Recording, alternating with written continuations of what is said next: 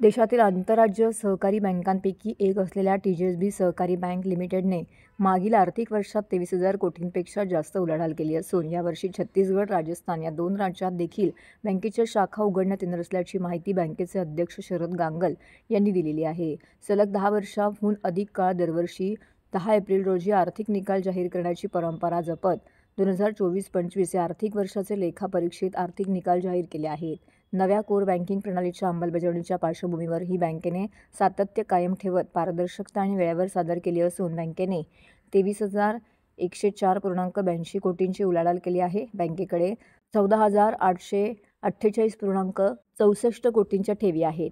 8,256.18 कोटींचे कर्ज वाटप केलं आहे. यावर्षी बँकेला ढोबळ नफा 252.7 कोटी तर निव्वळ नफा 185.38 कोटी झाला आहे, अशी माहिती बँकेचे MD आणि CEO निखिल आरेकर यांनी दिली आहे.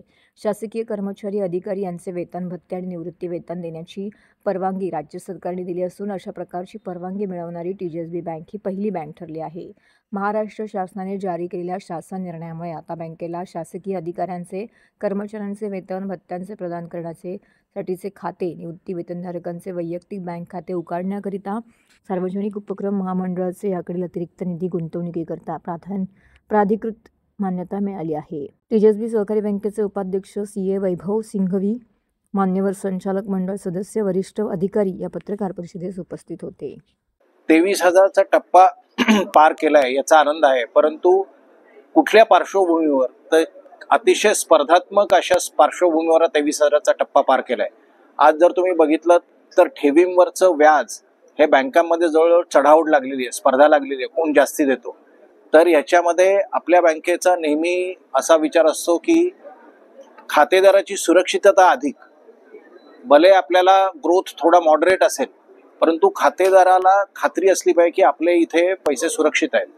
आम्ही जर 8-8.5% दिला असता तर याच्यापेक्षा जास्ती व्यवहार झाला असता, परंतु आपण पहिल्यापासून त्या मोहामध्ये पडत नाही. आपल्या खातेदाराला खात्री असली पाहिजे की इथे जरी 0.5% कमी व्याज असेल तरी सुद्धा आपले पैसे सुरक्षित आहेत.